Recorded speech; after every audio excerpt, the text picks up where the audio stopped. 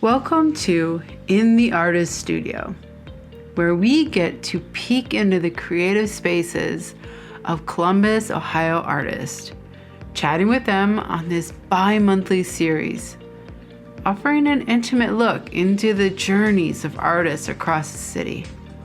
Hosted by Tina and proudly presented by the Franklinton Arts District.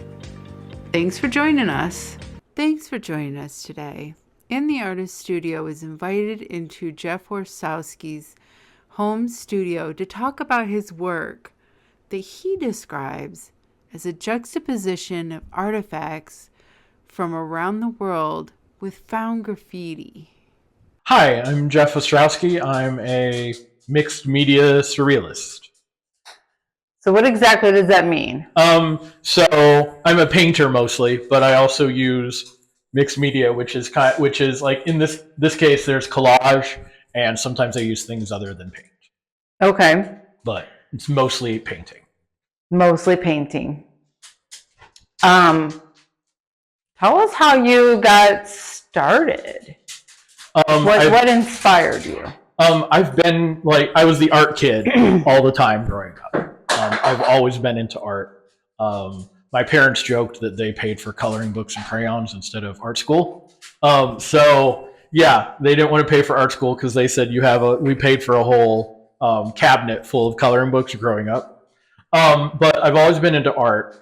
This specific body of work was me basically just thinking I've always been into ancient artifacts and graffiti. And one day I was like, why don't I just put them together? Paint what you love. And I've been working on that for a little over 5 years now. You've got a very distinct style. Tell us how that style developed. Just by process. It started out with just kind of an artifact and then just a few things of graffiti like plopped behind it. And as I've gone on in this body of work, I guess I've added more, kind of creating more of a feeling of like an experience of a thing, not just of being there versus just, oh, here's something in a cool background. And so it's just kind of developed as as time has gone on. Just like it changes a little bit with each painting. Okay. So what I see here is there's a bowl. Yes. What's the significance of the bowl? So the bowl it's actually an ancient Greek. It's called a rhyton. Basically, they were like sculptural vases that they would put wine in. And I thought it was really, really cool. And it's from the same place in Crete that the myth of the Minotaur happened. And so that's why I have, this is actually Picasso in a mask he made. And he also in his art did a lot of things with bulls. And the fact that he kind of looked like the Minotaur here, so that's why he's there. And there's bits of the actual, that's one of the columns from the actual palace that this was found in, or in the same area.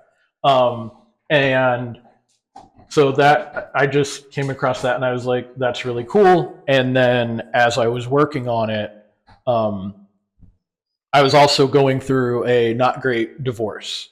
And as I was working on that, thinking about kind of like the myth of the labyrinth and kind of working my own way through my own labyrinth. And so the title ended up being With No Thread to Guide Them. Because in the story, Daedalus and Icarus had a thread to guide them through the maze. And this is kind of like, you don't get a manual to figure shit out. Like, no, we don't. It's here, here's this major life event. Okay, figure it out. And that's how that came to be. So that's really spilled into your work. Yeah. A lot recently I've been going into, I think it happened organically, is just as I'm working on things, I saw them differently. Like it used to be kind of like, oh, me presenting this cool artifact and the history behind it and maybe hinting at the story. But now it's kind of like, okay, it's informed more by what I'm going through and kind of thinking it from a more personal lens than just, oh, hey, here's this cool artifact. I mean, we all have stories. I mean, a lot of people equate life to books and chapters and things like that. And we definitely like take art for the story that each piece tells. It's wonderful when you really get to see how all of that sort of meshes together, that story of life with the story of an art piece. When you start a piece, do you go in with a story intention, or is it just something organic, like you just have something, like one particular asset or aspect, and then you just let it sort of develop, or do you go in with a plan? I used to go in with more of a plan. I used to go in with trying. I was an art teacher, and I've always been an art history geek. So part of the thing was, find these like cool artifacts, and kind of through this painting hope to teach about the artifact and also teach a little bit about graffiti, because a lot of people don't think of graffiti as art. And I'm like, they are just as talented, if not more, than painters. Mm-hmm. And so wanting to, I hate to use the word elevate, but educate people about graffiti and bring it into that world a little bit as well. I used to come in, like I said, wanting to almost illustrate the history of the object. And looking back, I'm like, okay, the paintings were successful, but the feeling behind it in some of those wasn't as successful. And as I've gone along, especially in the last couple years, letting the story come through and be willing to change as I'm working on it. Oh, that's beautiful. Well, thanks. So what exactly is your background for graffiti? Just being a nerd about it. I actually, when I started this body of work, I actually got a lot of flack from some graffiti writers. They call themselves writers because most graffiti is based around words. So, really? Yeah. So I didn't realize that. Yeah. So usually, like, if graffiti writers are talking, they won't say, "Oh, what do you paint?" They'll say, "What do you write?" And that means like, what tag do you use and things like that. I've heard that term of a tag. Yeah. Like each individual artist would have their own tag. Yeah. A tag is usually their initials or like the name that they go by when they're actually putting the work on. So do you have a tag? I do not. I mean, I kind of do. I kind of turn my signature into one so that I can put them into my paintings. Okay. So it's not like just looks like a signature. It looks like it. So I do, but I've never actually gone out and sprayed it anywhere. And I got flack for that, beginning saying, "Oh, you haven't gone through this. Why are you copying?" Because the graffiti I use is graffiti that actually already exists in the world. So I'm the art term reappropriating it and kind of remixing it. And some people saw that as, dude, you're just stealing the culture, get your own thing. But since I've done it more, like my idea of going in it originally was, I love this. I love the artwork of graffiti. I love everything about it, and paying homage to that. And since I've got more into it, I've had a lot of people kind of be like, okay, I see what you're doing. And, I'm trying to get the whole art of graffiti out there. I'm not trying to steal anybody's thunder, I guess. And it seems like there's more people who are like, okay, I get what you're doing. That's really, really cool, versus the haters. And, there's a thing that like your haters are your biggest fan, so I'll take more haters too. That's cool. Whatever.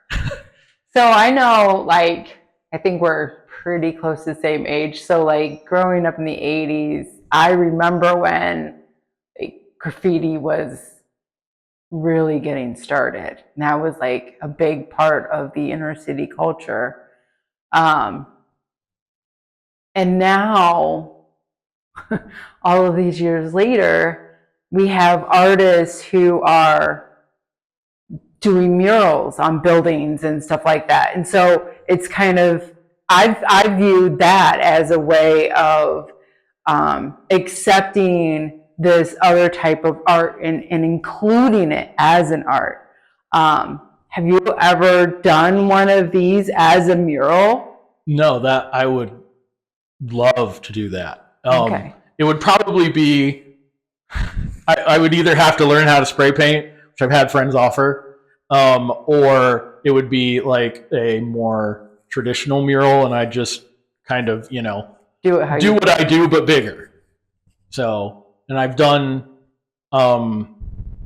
smaller murals, not like the side of a building, but like fences, and I was in Scrawl last year too. So I've scaled it up a bit, but not. So last year's Scrawl, was that the biggest piece you've ever done, or have you done?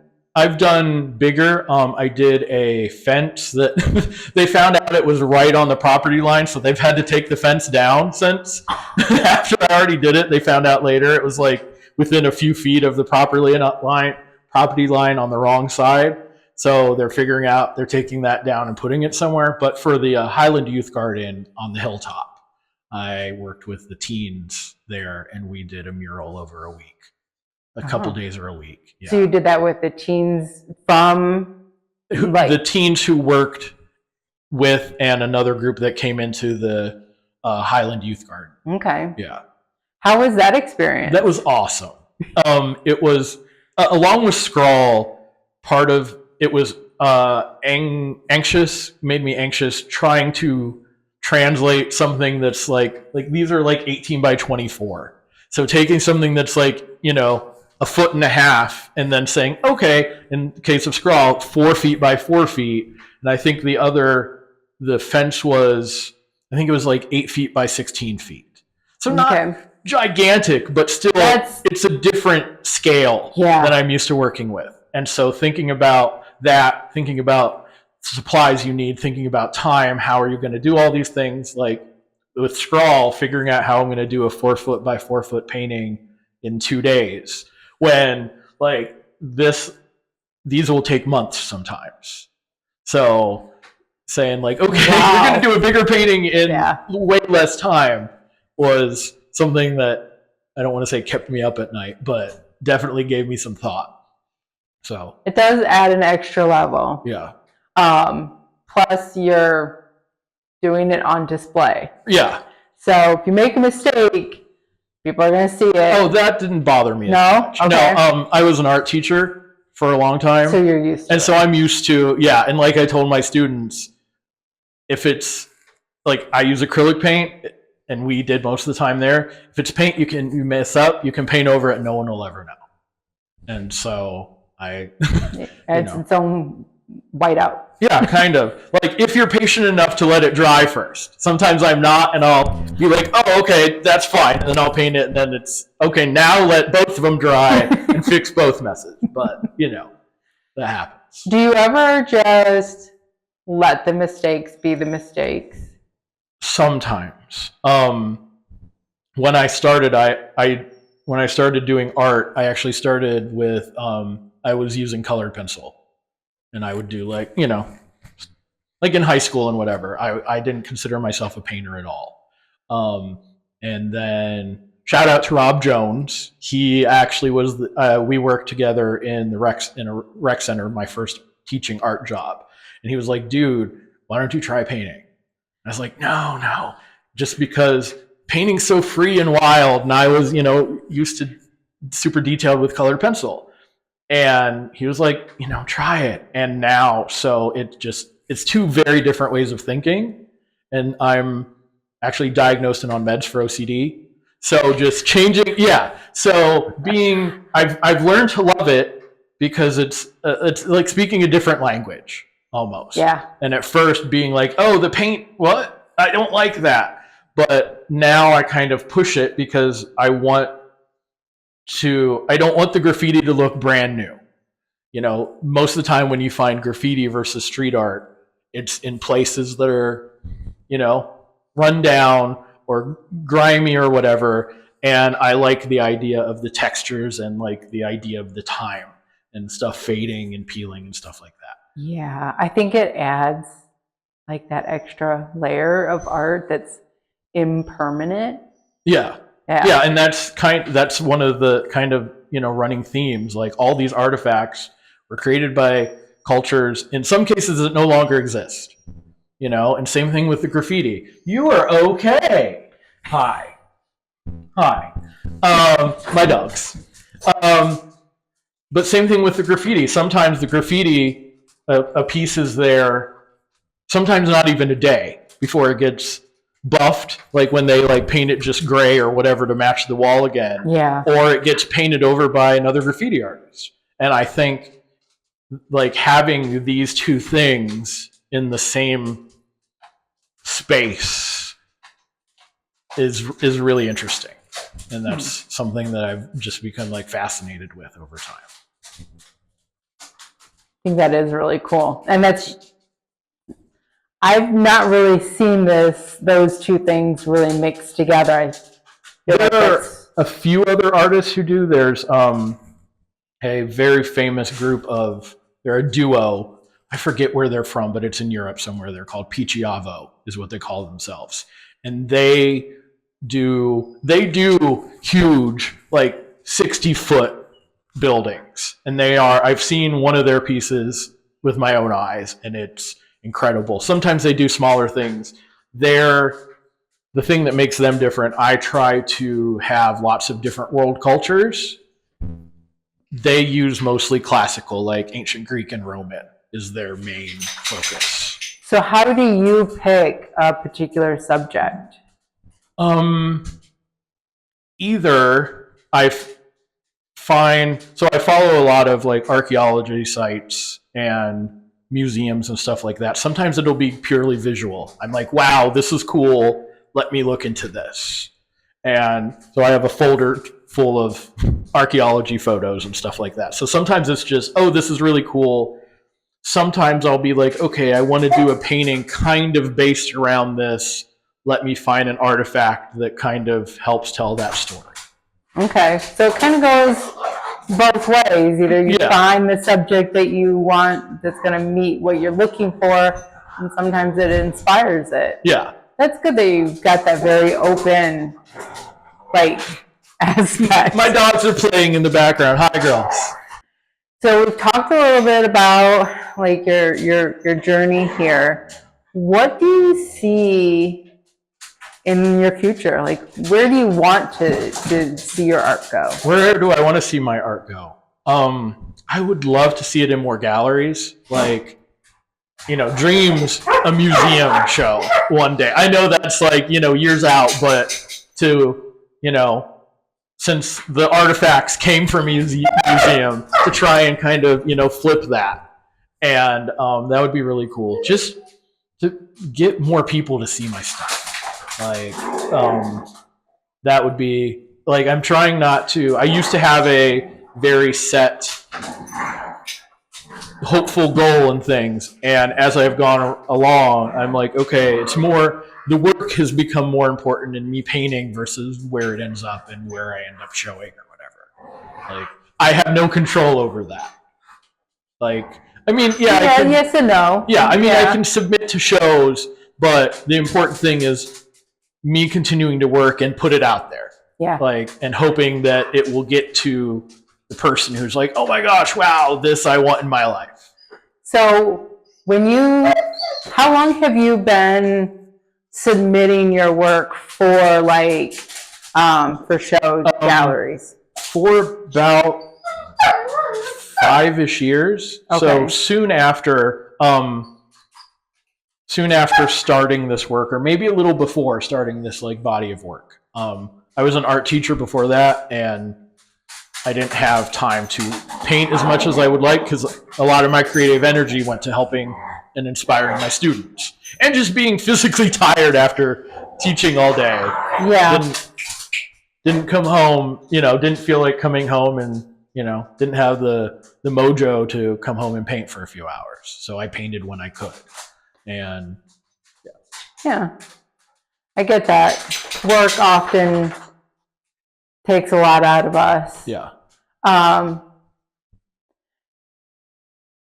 How did that process of submitting your artwork look like? Or how does it look like? How does it look? Usually you just kind of find an open call, following galleries and following other artists and stuff like that. A lot of people will share those things, and it depends on the gallery or museum, but usually they'll ask for between like 3 and 6 different photos, and sometimes they'll ask for a bio and ask for more about the work. And depends on, sometimes it's one person who chooses what gets shown, sometimes it's a group, and that is, you are okay. That process, that's where I say, like, I have no control over that. That is very much how someone perceives it. Yeah. They might be like, oh, I don't like graffiti. Graffiti's not art. And right away, I'm out of the picture, Or they might be like, oh, wow, I never thought of graffiti. Like, you never know. Yeah. You never know what someone is into. And so that's where I said, like when I said, I have no control, it's like the best I can do is put it out there, and, you miss 100% of the shots you don't take, That's very, yeah. And very accurate. Yeah. And at first it was really, getting rejections was super hard. It was like, oh, wow, you just like take it super personally. You're like, what? Yeah.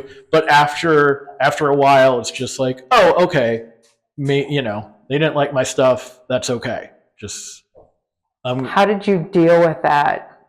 Like, to get to that point? Just by having confidence in my own ideas, being like, okay, this is something I have a unique voice. I'm doing something that's, not everybody is doing. It's not, landscapes and portraits. Not saying that that's like lesser of an art or anything. No. But but just keep swimming, kind of. And it used to be, like rejections used to be super hard, but it also is like, okay, you just keep putting yourself out there, and I don't paint to get in shows. I paint because I want to, and I kind of need to. And that's been the main thing, is like, even if I never got in a show, I would still keep painting. So did you ever go through a period, like especially early on, where you were like, maybe I should do something more palatable or like more mainstream? Oh, like with my art? Like landscapes and portraits. Oh yeah. Oh yeah. There have been times, for sure. And I've had, like, for friends, I've done like paintings that they've kind of asked for. I don't want to call them commissions, or gifts for like my mom or people. And like, I've done like Ohio, on reclaimed wood and stuff. And they're like, oh my gosh, you could do this all the time and sell that. And I'm like, yes, I could, but then my soul would also wither away. Like, exactly. So it's like, I don't do this for the money. And if I got to the point where I was like, okay, I'm doing this, churning out the same thing over and over again, my heart wouldn't be in it. And so, yeah, there have been times where I was like, oh, but maybe, the magical maybe they'd like this better. And then it was just like, okay, like, it doesn't matter how many likes you get or how many comments you get. That's going to be its own thing. And there are still times when you're like, oh, this other artwork got this and this. And there's somebody who said comparison is like the road to grief or something. I forget what the actual quote is, but like, when you're trying to compare yourself to other people, especially as an artist, Oh, that doesn't lead anywhere good ever. No. And it's an awful rabbit hole. Yeah, it is. And just That's that creative killer. Yeah, trying to just have faith that, like, okay, I'm doing what's coming from in here. And that's important. Yeah. That's good. Do you consider yourself successful artist? That's really interesting.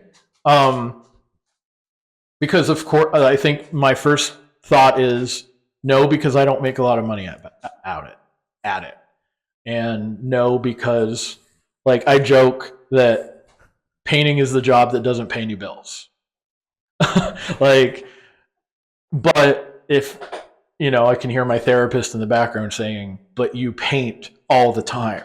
You are in shows. You're working on it. In that case, I'm developing, I'm changing, I'm growing as an artist. In that case, yes, I'm a successful artist. I'm trying to dive deep into that narrative of, if you want to be an artist, you have to quit your job and become a full-time artist. I've heard this over and over and over and over again. Mm-hmm. But we all have lives, we all have bills and responsibilities. And there's a sect of people who consider what you make and that kind of status to being a success. But I think that there's more to it. Yeah, something. I think Scott Woods wrote an article or did a piece somewhere online. Look up Scott Woods, but he did something about the difference between a full-time artist and being a professional artist. Ooh. And that. Before the divorce, I was a full-time artist for a couple years, and changing from that to having part-time job or 2 part-time jobs that paid the bills while also being an artist, that was a knock to the self-esteem for sure. Because you're taught that, we're kind of all taught, or society, somehow us artists have this seed in our brain that once you're a full-time artist, like, you've made it. And it's like, I could have stayed a full-time artist, but then I don't want to be a literally starving artist. No. Like, that's not, so who wants that? Right. So, I consider myself a professional artist. I like that. Yeah, so thanks Scott Woods for that. I stole that. But it's just like, okay, this is what I do. I sometimes get paid for it. Like, my work is up in the world sometimes. Okay, that's one of my professions. And, like, I consider this my career. And my job, as much as I love it, is my job. Yeah. Yeah. It doesn't necessarily always pay the bills. Right. That should be okay. Yeah, and I've come to where, it would be nice. I guess I don't ever expect it to pay all the bills. I mean, one day, oh my God, would that be amazing? But if it would pay a bill now and then, that would be really cool. And when it does, it's like, oh, awesome. Like, yeah. So I know that you have some shows coming up. I do. Let's do some plugging here. Okay. We should be unabashed by yes. it. All right. So this guy right here, the with no thread to guide them, is actually going to be that, and another piece are going to be. So I work for Columbus Metropolitan Library, and they're having a CML employee art show that I believe starts middle of August. So I have 2 pieces in that, and I also got a piece accepted into the Ohio State Fair for the first time. And that starts, I want to say, August 24th, end of August. So I'm very lucky to say that I'm going to soon have 3 pieces showing out in the world. Next month. Next month. So do you know, are these going to be in the main branch of the library? Yeah, or the one downtown and the gallery downtown upstairs. Okay. Yeah. Second floor or third floor? I think second. I think third floor is all offices. No, third. You're right. It's they call it the Carnegie Gallery. Okay. In like the front half of the library. Okay. Yeah. What is a piece of advice that you would give to a young artist? Just keep painting, or just keep doing the art. Gosh, I feel like I'm name dropping like crazy, but Jerry Saltz, he's the art critic for the New York Times. Maybe not the New York Times. He's an art critic in New York City, and he always says, just go to work, you big babies. Nothing happens if you don't actually do your thing. Like RuPaul says, do your shit, just be good.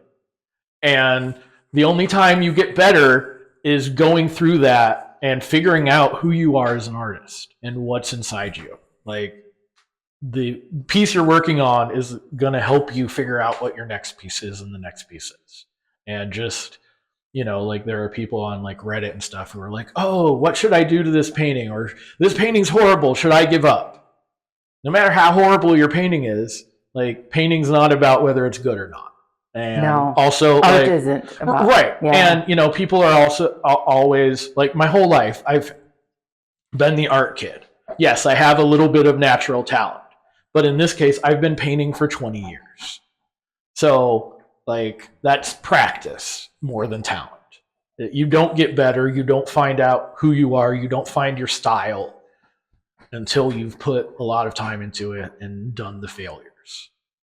Yeah. I think you said earlier, like being true to that voice. Yeah. Like finding your own personal voices, it can be challenging. It can, and it takes time. And it's going to be, and that takes, just like your style, that takes time to find.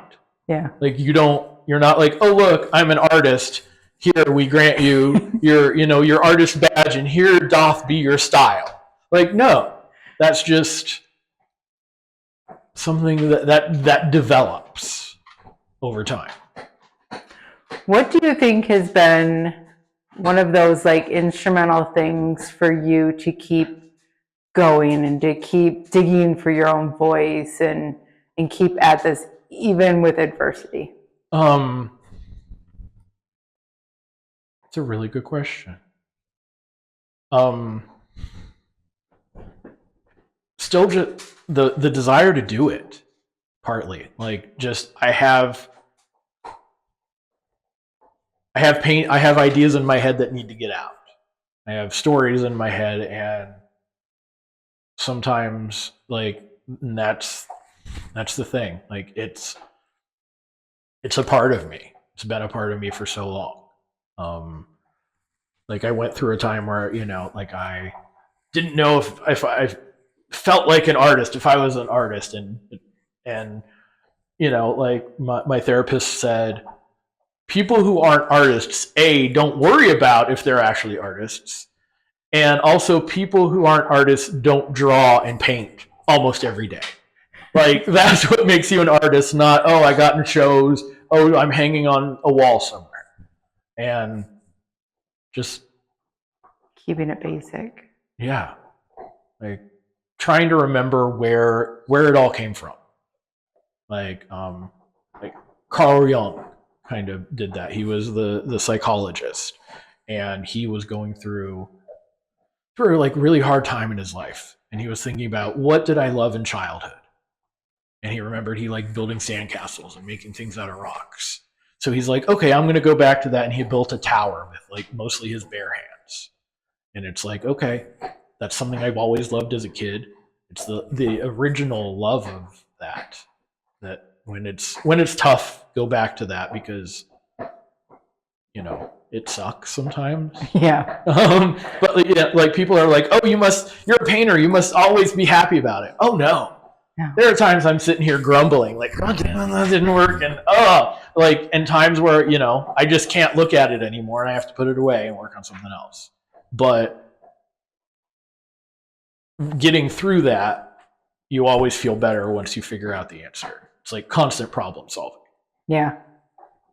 Isn't it almost funny? Like, I know that there's been a lot of attention lately being put on like childhood trauma and embracing your inner child and that sort of thing. How we were probably the most honest about who we were as children. And a lot of our answers really just come back to what made us happy as a child. I love that. I really love that.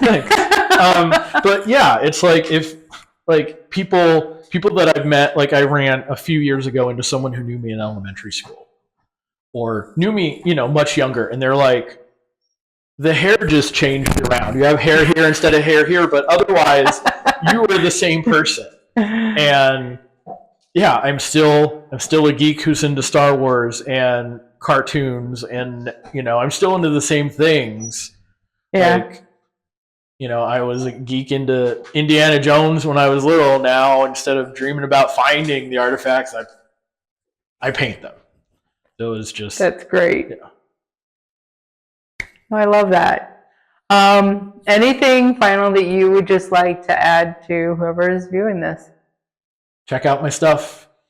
Where can they do that? Oh, so my Instagram, that's where I put stuff most often, is j.ostrowski. That's OSTROWSKI.art, j.ostrowski.art on Instagram is where my stuff is most easily found and most updated.